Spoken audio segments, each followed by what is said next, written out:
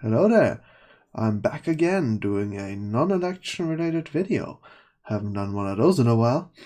I've looked through the playlist of me doing political tests, and I saw that I've done a lot of those newer ones, but I have never actually done the El Clasico, the father of political tests, which is the good old classic political compass test.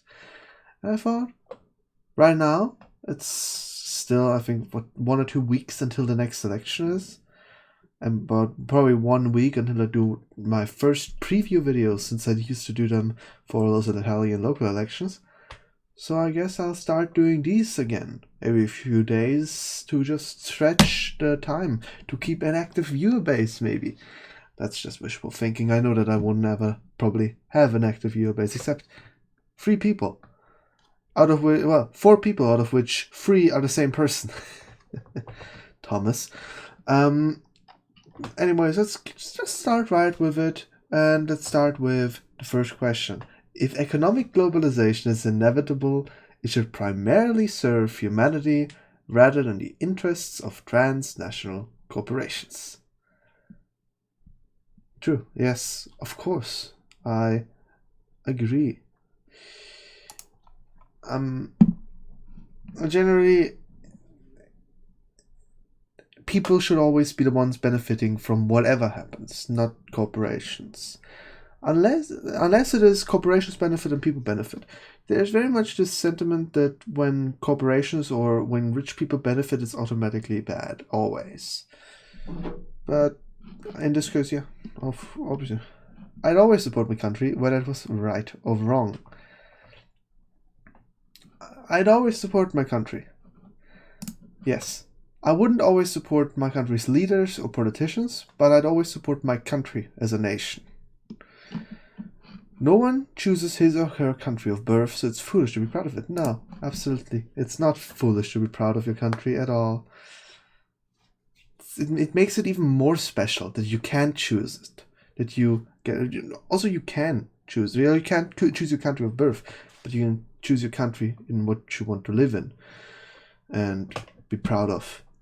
You can be proud of it, of the country you live in, because you have direct ancestral connections to the people who made your country great.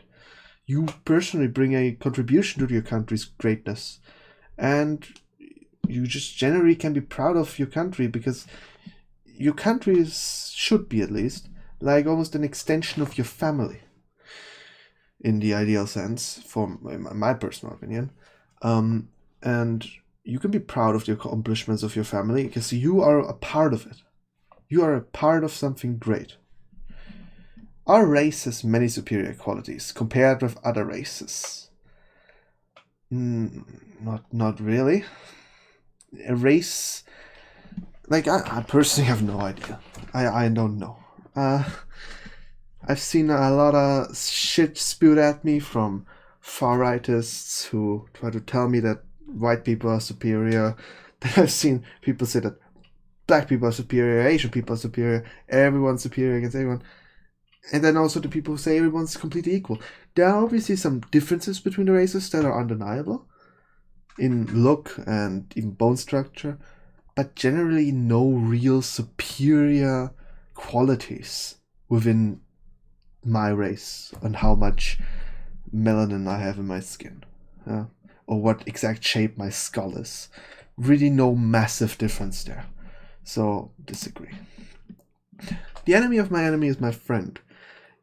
Only as long as you have a common enemy.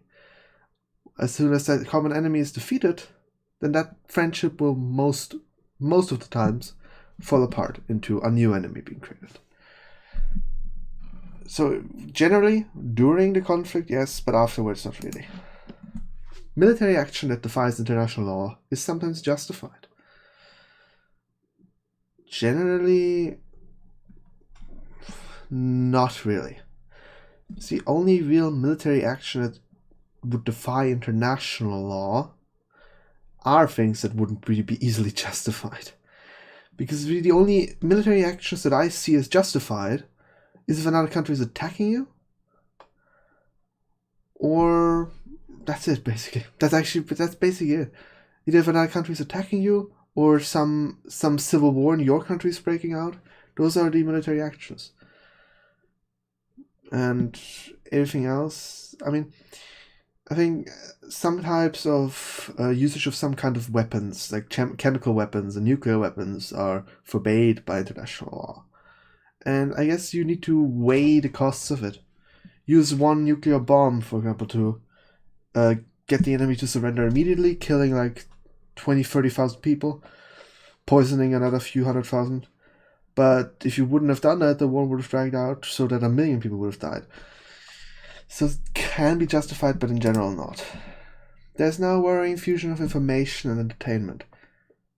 I mean, there is a big fusion of those two, especially with all those late night talk shows and everything, where they just spew bullshit and try to spin it in terms of satire and everything. It is a worrying fusion, yes. People are ultimately divided more by class than by nationality. Depends. I mean, yeah. Within the classes, nationality is not always very divisive, especially in Europe, where borders are open and everyone can travel wherever they want to. Their nationality isn't really that divisive. At least as long as you're not from the Balkans or Eastern Europe. But class is generally cross-country divisive. Like, rich people and extremely poor people, for example, that big divide. The middle class generally can relate to and work relatively well together with both. But generally, these big divisions between the classes is something that we create ourselves. It's not really a natural thing. Rich people don't want to be around poor people. Poor people hate rich people. I mean, if we could just all get along, it wouldn't be a problem. But in general, nationalities are something that is always divisive, that we don't necessarily create ourselves. It's a difficult question. If I could say neutral, I would pick it. But in general, currently, at this current date, classes are more divisive than nationalities. Controlling inflation is more important than controlling unemployment. What use is it if everyone is employed, if your currency is worth nothing and nobody can buy anything from the money they get? Like, if everyone is employed, the country might work better, but the people wouldn't get it better, wouldn't have it better in their lives if the currency was incredibly hyperinflated. It would basically be exactly the same as if they were unemployed. So that generally only helps the state. But from the view of the state, and not from the view of the people, like this question is asked, it would be more important to control unemployment than to control inflation.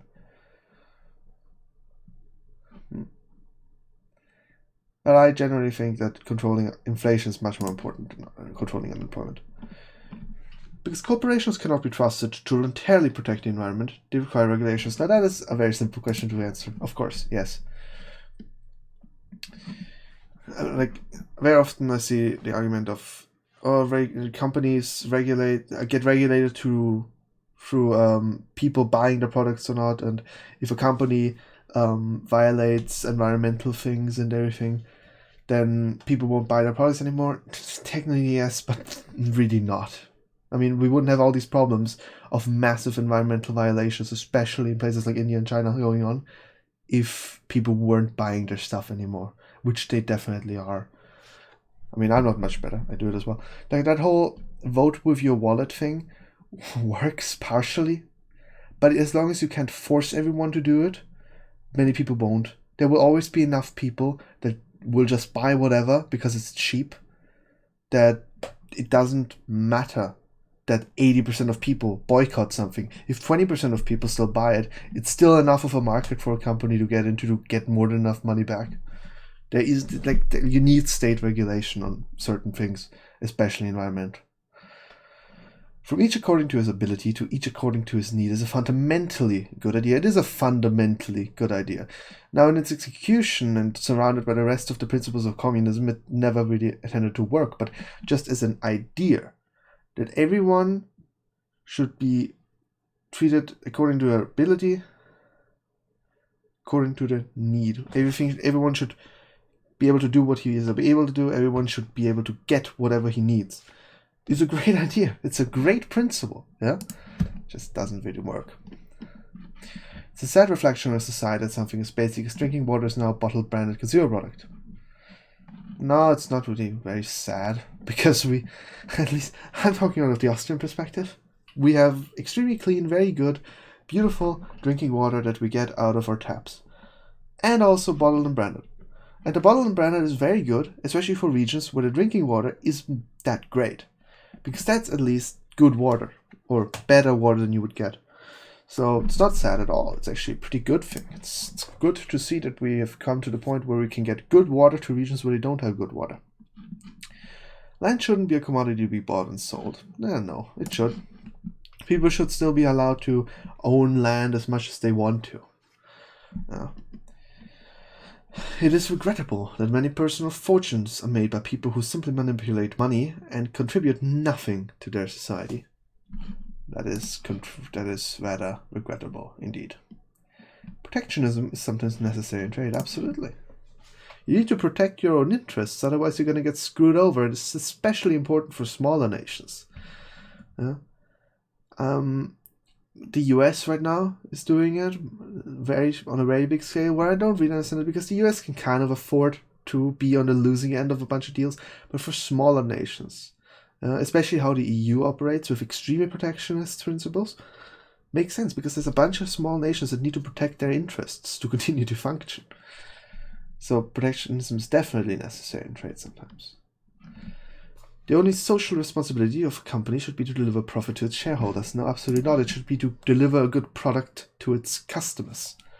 The rich are too highly taxed. Now, yes, the rich are extremely highly taxed. Like, a vast majority of all tax income comes from the rich, which I am very thankful to them that they pay all their money here. But I think they're adequately taxed, not really too high. But yes, they are. We shouldn't really raise the taxes on the rich that much anymore. Like, hating on the rich really doesn't. It just doesn't bring us anything. It just, in the end, if we tax the shit out of the rich, it'll just lead to them putting all of their money elsewhere, which will then in the end just give us even less than we already would have gotten from them with lower taxes. So you always need to calculate the benefit of that. But as long as tax havens in regions with 0% taxation on the rich, something like that exists, it won't matter anyways, really. Those with the ability to pay should have access to higher standards of medical care. Oh, absolutely. I think it's completely fine to have this kind of double system. One, that a medical system that everyone can have, free, provided by the state, funded by the tax income, which is of a relatively good standard that everyone can get, and then a second system for anyone who can actually pay a lot of money, who has the resources, to get quicker and better care if it's very, very urgent. Yeah? Otherwise, it just wouldn't work that well. Governments should penalize businesses that mislead the public. Absolutely. Misleading the public, that's like one of the worst things you can do. It's just pretty self-explanatory, really. This is, I think, just a question if you think that businesses should never be penalized by the government or not. But they definitely should, especially if they mislead people. They say their products do things that they don't, then they need to be punished for that. A genuine free market requires restrictions on the ability of predator multinationals to create monopolies. Absolutely. Absolutely. The freer the market, the freer the people. Well, not necessarily. You can have a completely free market, but still have an oppressive government, and a dictatorial government doesn't necessarily equate it. But of course, if the market is free, people become a bit freer in their ability to make money and spend money, and also get scammed, and also get poor, and also get rich. It's basically just an opening of the extremes. But in general, it doesn't directly mean that the people are freer just because the market is a bit free. It also doesn't mean that just because the market isn't very free, the people aren't free. Abortion, when the woman's life is not threatened, should always be illegal. Yes, I do think that murder should be illegal. All authority should be questioned. Well, yeah, in general, most authority should be questioned. All authority should be accountable to the people. At least that is clear. An eye for an eye and a tooth for a tooth. Now that's a tough one. In principle, it makes sense. If you do something to me, I'm gonna do the same thing to you. Like direct retaliation. But sometimes you can just be a bit of the better man, you know? Taxpayers should not be expected to prop up any theaters or museums that cannot survive on a commercial basis. No. It's part of the cultural history of your country that should be kept alive. In exchange, you're allowed to visit them for free. And the young people are allowed to visit them and learn in them for free, making them more knowledgeable. I mean, I don't see the problem here. It's a beneficial thing for everyone. Schools should not make classroom attendance compulsory. Schools in general. I mean, if a student is registered at a school and goes to that school, then classroom attendance should definitely be compulsory. You shouldn't just be able to stay at home without any repercussion for it. So, yeah. They should. I'm not entirely sure if I understand that question right. All people have their rights, but it is better for all of us that different sorts of people should keep to their own kind. No, I don't think so.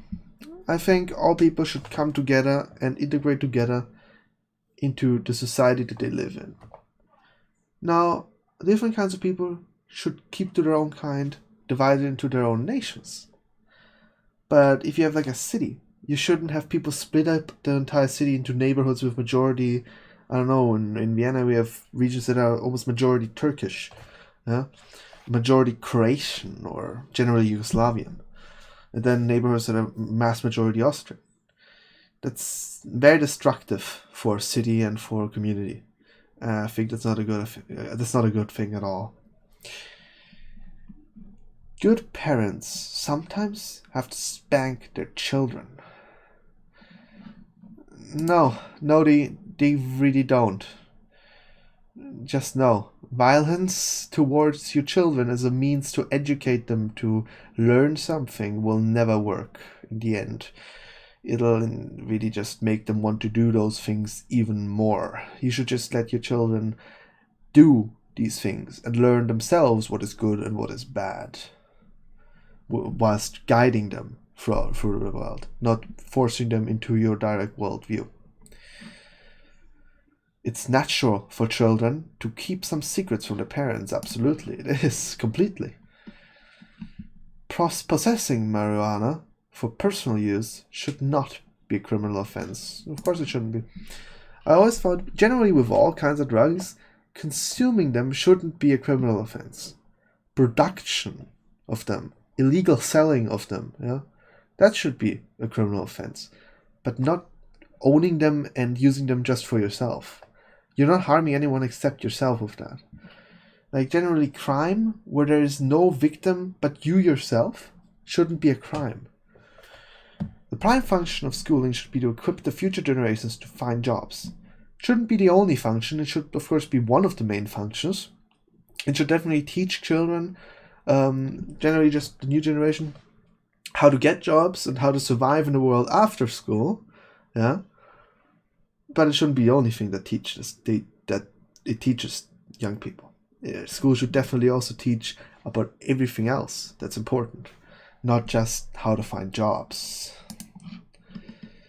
People with serious inheritable diseases should not be allowed to reproduce.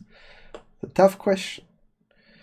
In terms of the broader society in a national sense, it would be, beneficial if people like that wouldn't reproduce. And very often they're disabilities don't allow them to even reproduce, and very often it also means that they will, if they have these disabilities, will never find anyone to reproduce with. Yeah.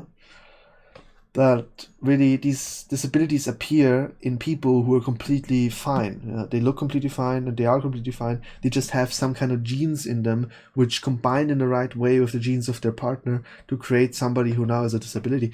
So really, prohibiting these people from being allowed to reproduce is not productive in the end at all.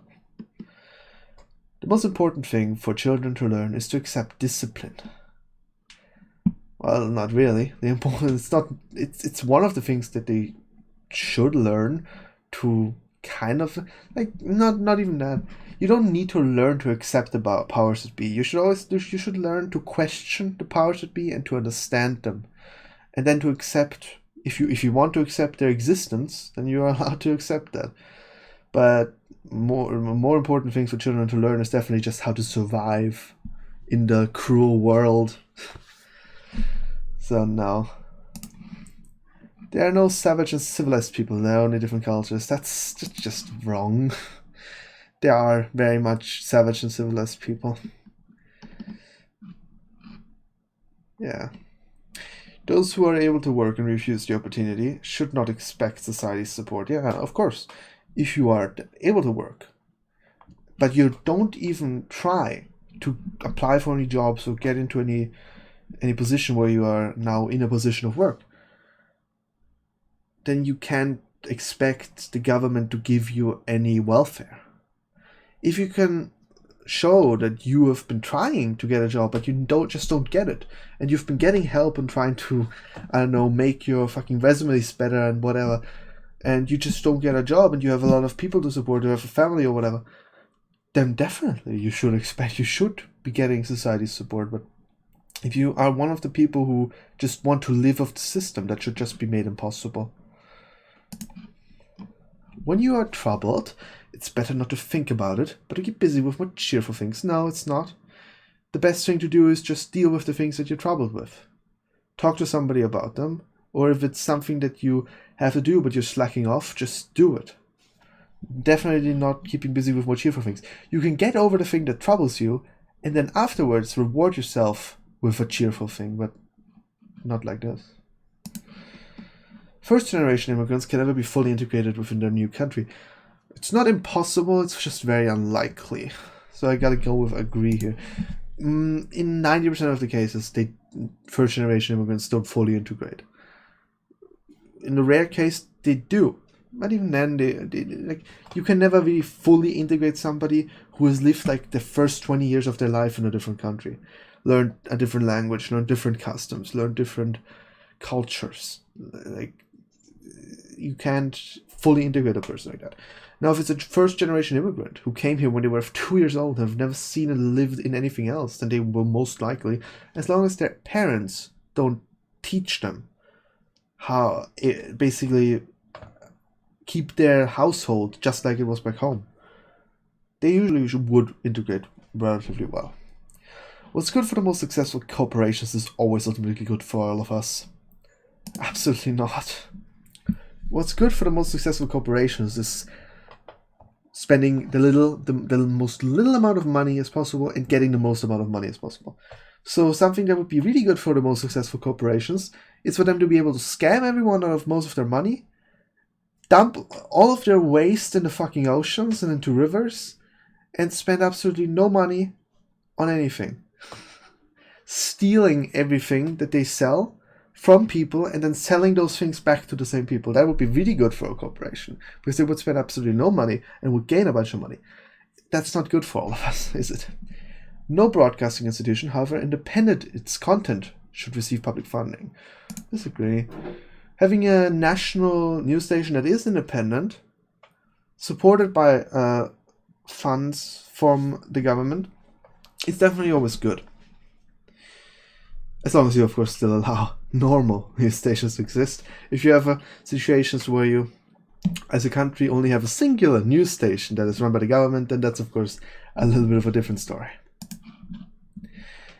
Our civil liberties are being excessively curbed in the name of counterterrorism. They are, absolutely, and It's something that just has to happen. There's no real way around it. Sorry. A significant advantage of a one-party state is that it avoids all the arguments that delay progress in a democratic political system. Now, 90% of the time that's not true, 10% of the time it is. Whatever is considered progress, if that party is the leading party in the one-party state, yes, this is of course true. Now, if it's a party that is not in favor of that progress, then it's absolutely wrong. So generally, absolutely wrong. No. What I don't like about the sets in general is that there's no opportunity to say just neutral. But although the electronic age makes official surveillance easier, only wrongdoers need to be worried. Well, only wrongdoers need to be worried. Yes, that is generally true. Although people who didn't do anything wrong, being basically surveilled all the time, will definitely stress people out. Maybe make them do some wrong things. Might prevent people from doing wrong things. But the most beneficial thing of surveillance is, of course, just that you know when a person has done something wrong, you can know what happened. When a crime happened, you know what happened there, who did what, who you need to believe. Also very useful in means of counter-terrorism. But yeah. The death penalty should be an option for the most serious crimes. No, it shouldn't. Again, I said I don't believe in murder. In a civilized society, one must always have people above to be obeyed and people below to be commanded. Now, in its most basic, broken down form, yes, definitely. That is basically how it works. You have people on top who do all the things, who decide the things for the nation, and the people below that follow those things. And that's how the society generally works, in its most basic broken down form. Abstract art that doesn't represent anything shouldn't be considered art at all. No, everything's art. If you fucking take a banana and put it on a wall with a piece of tape, that's art. So everything's art, apparently. In criminal justice, punishment should be more important than rehabilitation. I disagree. The punishment is very important. A person needs to be punished fully, but the focus after the punishment, or even during the punishment, should be to rehabilitate that person and get them back into society, so that after the punishment, they won't have to be punished again. Say it like that. And then it is a waste of time to try to rehabilitate some criminals. Yes, that is also completely true. Sometimes rehabilitating criminals is impossible with some people who are completely psychologically destroyed. People with serious mental illnesses. You just can't help some. And those that need to be locked away permanently. Or put on some very, very heavy medicine. The business person and the manufacturer are more important than the writer and the artist. Now, in what aspect? Who is more important for what? Who is more important for the functions of the state? Business person and manufacturer. Definitely. That the nation can operate. Who is more important for the national culture? Writers and artists. In general terms, business people and manufacturers might be more important. Yes. But writers and artists definitely also have their place. Mothers may have careers, but the first duty is to be homemakers. Mothers don't have duties to do anything but raise their children when they are mothers. They can have careers. I personally don't really believe in telling women what they're able to do, unless it is telling them that they shouldn't be able to murder their children, and if they choose to have them, or even if they accidentally have them, they should be around to raise them, or at least give them off to other people to raise them. But it's not their duty to be homemakers. It's just their duty to take care of their children and raise them together with their partner, or if they're alone. They may have careers, yes. Their duty is not to be homemakers. The man can take care of that as well. Trust me, there are plenty of men that can do it. Multinational companies are unethically exploiting the plant genetic resources of developing countries. Well, yes, they They very often are, yes. Making peace with the establishment is an important aspect of maturity. Not really. Making peace with an establishment that is not good is not an aspect of maturity, it's an aspect of stupidity, of obedience, of laying down your sword because you've given up the fight against something you know is not good, of giving up, and I'm not for that. Astrology accurately explains many things. Astrology explains fuck all. It's just a funny thing to look at sometimes. You cannot be moral without being religious. That is wrong. Religion is a very, very helpful thing in making somebody moral. But you can discover morals completely without ever being religious, without a problem. Charity is better than social security as a means of helping the genuinely disadvantaged. No, it is not. It is very helpful, but if social security is actually used correctly and funded well, it can take care of people way better than charity ever could. Because social security won't scam anyone once. There's many charities that are pretty shady. Some people are naturally unlucky. Not really. I mean, I guess if you're born with a disability or something, then you are naturally unlucky. You were unlucky at birth, but not really. Like, you can't just blame everything that goes wrong in your life on yourself being unlucky. It is important that my child's school instills religious values. Now, funny that I said this here, strongly disagree, but I say agree here. Because again, I said, I think it's a very, very important thing to give somebody values, to give somebody morals. And as many flaws as religion has, religious values are good values in general. They are good values. So it's good for your children to grow up with them. I grew up with religious values and I'm not religious at all. But I still have those fundamental values from the religion I grew up with. So, yeah. Sex outside marriage is usually immoral. Not really. It's the way things used to always be, like. Marriage is very much a human construct. It's not like something that's a big thing in morality. Now, of course, I mean, no, I can't really see a way where this could be immoral. If anything, it's good for humanity because it means you may produce more children than you would have otherwise. Which is the main purpose of humans, really, to have children and survive. A same-sex couple in a stable, loving relationship should not be excluded from the possibility of child adoption. Absolutely. This is the same thing. If we're gonna ban abortion, then we're gonna have a bunch of kids that have to be adopted, and excluding homosexual partners from that. Stupid. They can raise children just as well as anyone else. Now, of course, I think there are psychological benefits for children to have a mother and a father. But that's probably not that massive. I mean, we should have a system where it's prioritized that straight couples get the first picks, so to speak. But gay couples should totally be allowed to adopt as well. But would be especially good for the kids that nobody wants. Pornography depicting consenting adults should be legal for the adult population. Nah, make them legal for everyone. Who gives a fuck? It's just another form of art, isn't it? Well, what goes on in the private bedroom between consenting adults is no business of the state. Absolutely true.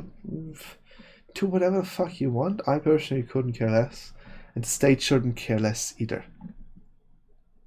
No one can feel naturally homosexual. It's wrong, they totally can. These days, openness about sex has gone too far. I mean, never bad to be open about it, but it's a bit much, isn't it? Especially in popular media. Now let's see where I am. I mean, we've had a lot of these before. Again, with this test, one of the things I dislike is that there's no option for a neutral option. And also no option to weight different things, like make one answer of mine really important whilst others are really unimportant. And it's also just generally not many questions that are asked in this. It's very important questions, but not many. So I'm not sure how accurate it is. But it is the good old classic. So let's look at it. Hello, it is I, the fascist. This is where a person that has been called fascist, Nazi, racist, bigot, homophobe, I think 50 billion times on Twitter and other platforms in the last 3 years. This is apparently where the political compass puts me. Think again next time you try to call me anything. I'm probably more left-wing than you. Okay, this is unexpected. Because I used to do this in the past. And when I first started doing it, I was like here, in this region. You know, that was 2016. Back then, I think a lot of people were in this region. And then I drifted relatively hard into this region. I had a little bit of an ANCAP phase, yeah? A pretty solid 2-month ANCAP phase, back 2-3 years ago. And then I jumped up to the other extreme, and ever since then I've been kind of moving down here. And it seems I'm here. Last time I took one, I was like here in this region. It's very interesting, surprising, really. I didn't really expect that one. Considering of some of the answers I gave. Probably it's just because of my slightly more left-wing economic views and not ultra-conservative social views. Interesting. Well, I hope you enjoyed this video. Not much else I can say. I hope we'll see each other in the next one in like 1 or 2 or 3 days, maybe 4. And I'll see you next time. Bye-bye.